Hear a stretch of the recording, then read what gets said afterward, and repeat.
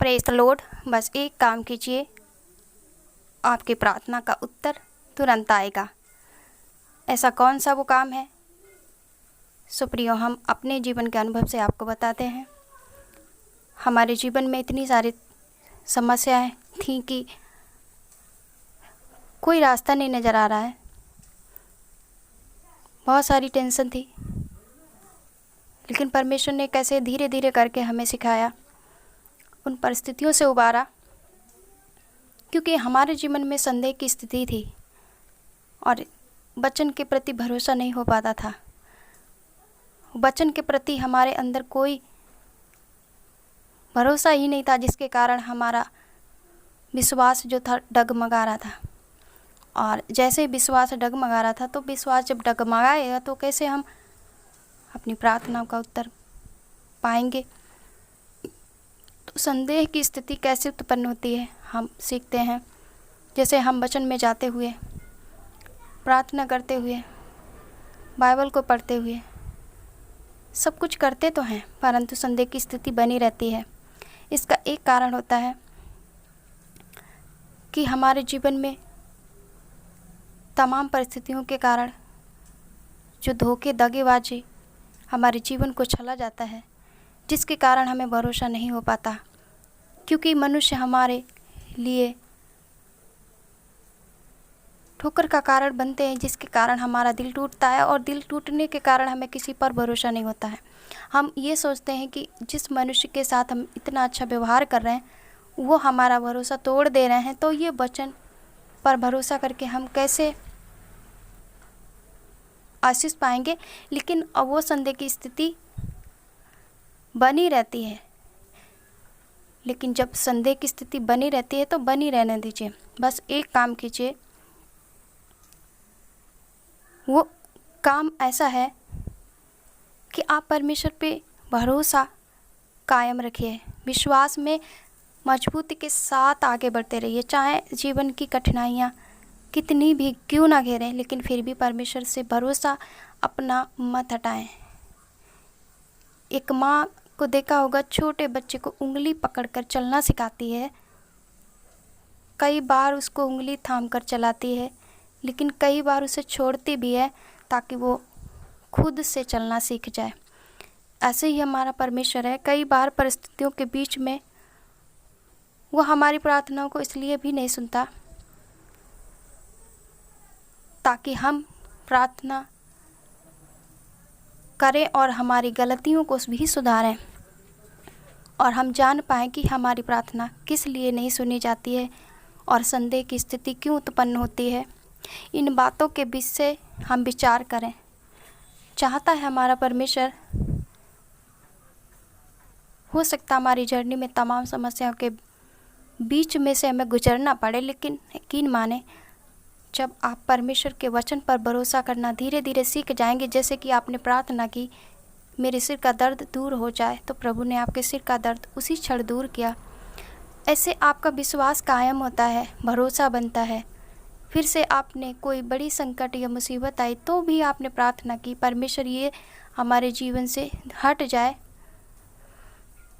तो कई बार होता है वो नहीं हटता और हम सोचने लग जाते कि नहीं, परमेश्वर का वचन तो कार्य ही नहीं कर रहा है। लेकिन इस बीच में आप धीरज के साथ बने रहें, और जब आप बने रहेंगे तो वो प्रार्थना हो सकता देर से मिले, लेकिन मिलेगी, उसका उत्तर ज़रूर मिलेगा। लेकिन आपका भरोसा परमेश्वर बनाना चाहता है अपने वचन के ऊपर, ताकि जब संदेह आपके जीवन से हट जाए, तब जब भी आप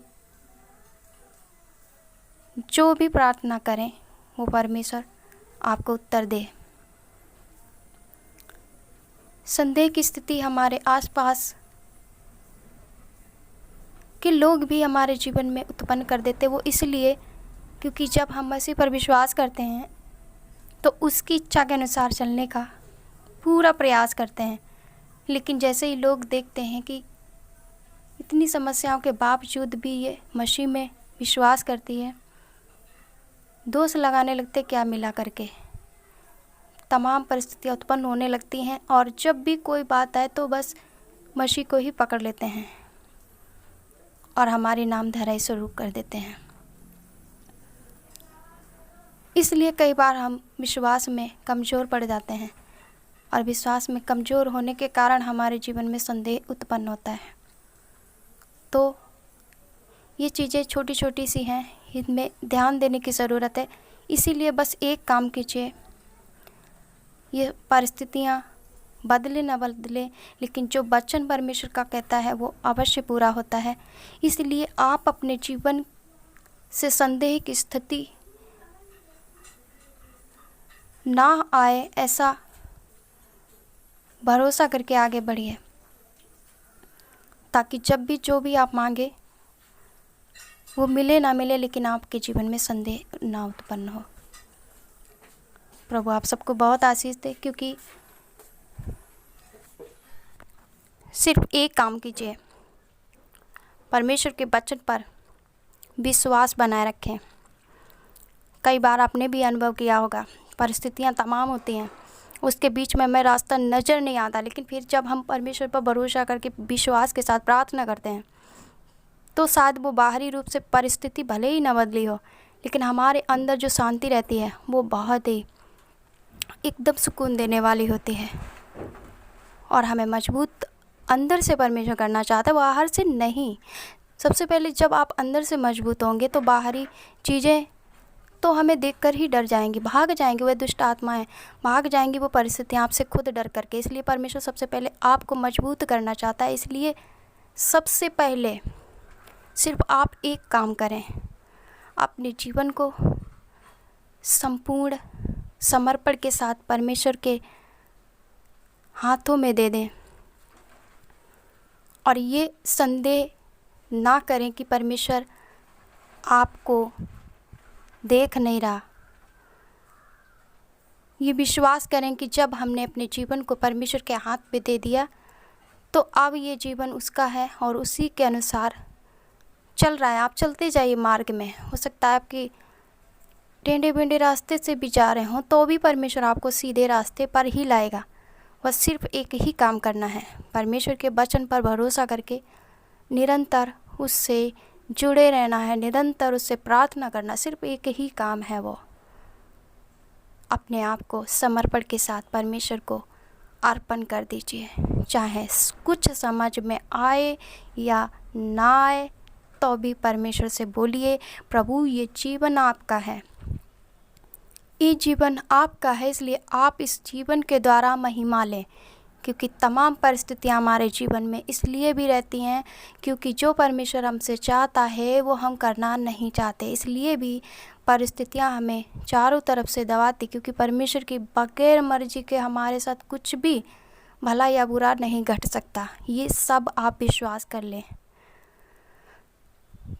परिस्थितियों से दूर मत भागें, बल्कि परमेश्वर का वचन लें और उसका सामना करें। परिस्थितियाँ आपसे खुद डरने लगेंगी। हर पल संभालने के लिए परमेश्वर काफ़ी है आपके लिए। ये घबरा ये नहीं कि हम मसीह पर विश्वास करने के कारण लोग हमें छोड़ देंगे, लोग हमसे नाता तोड़ देंगे, ये चिंता ना करें, बल्कि ये कहें, ये लोग हम चाहे मसीह पर विश्वास करते हैं तो भी और नहीं भी करते तो भी हमें छोड़ देंगे, इसलिए मसीह पर विश्वास ही कर लीजिए। छोड़ते हैं तो ठीक और नहीं छोड़ते तो ठीक, क्योंकि एक दिन परमेश्वर आपके जीवन में दिखाएगा कि जो आपने फैसला लिया था वो एकदम सही था। इसलिए परमेश्वर के वचन पर चलने का फैसला आज इसी समय आप भी ले लीजिए। मेरा मानना है कि जो परमेश्वर के मार्ग में चलने का फैसला लेता है वो सर्वोपरि और सर्वश्रेष्ठ और उत्तम फैसला होता है। उससे अदर जो फैसले लिए जाते हैं वो सिर्फ हमें हानि पहुंचाते हैं, हमें निराश करते हैं, हमारे जीवन को नष्ट और बर्बाद करते हैं। इसलिए जो परमेश्वर के मार्ग में चलने का फैसला करता है, परमेश्वर उसको कभी नहीं छोड़ता है, कभी भी नहीं त्यागता है। जब भी जो ज़रूरत पड़ती है परमेश्वर आपके लिए सारे रास्तों को खोल देता है। यीशु आपके लिए काफ़ी है, मेरे लिए काफ़ी है, हर पल वो काफ़ी है। इसलिए अपने जीवन से संदेह की जो स्थिति उत्पन्न होती है उसको दूर करने का सिर्फ एक ही ऐसा तरीका है कि अपने जीवन को परमेश्वर को अर्पण कर दीजिए और परमेश्वर से बोलिए कि प्रभु जो तेरी मर्जी हो वो पूरी हो जाए। आप देखेंगे कि ऐसे प्रार्थना करते करते आपके जीवन में बहुत सारे चेंजेस आएंगे। आप पूरी तरह से अपने आप को अंदर से मजबूत पाएंगे और अब आपको निराशा घेरेगी नहीं। अब आपको लज्जा से डर नहीं लगेगा कि लोग हमें बदनाम करेंगे, मसीह के नाम से हमें लज्जित करेंगे। कुछ भी ऐसा नहीं कर पाएंगे। आप जब अंदर से मजबूत होंगे तब बाहरी चीज़ें हमें कुछ हानि नहीं पहुंचा सकती। जिसके साथ परमेश्वर हो उसे भला कौन हानि पहुंचा सकता है। इसलिए भलाई करते हुए अपने जीवन को परमेश्वर को अर्पण करते हुए आगे बढ़ते जाइए। परमेश्वर आप सबको बहुत बहुत आशीष दे। इस वचन के द्वारा आशा करती हूँ आपको बहुत आशीष मिली होगी।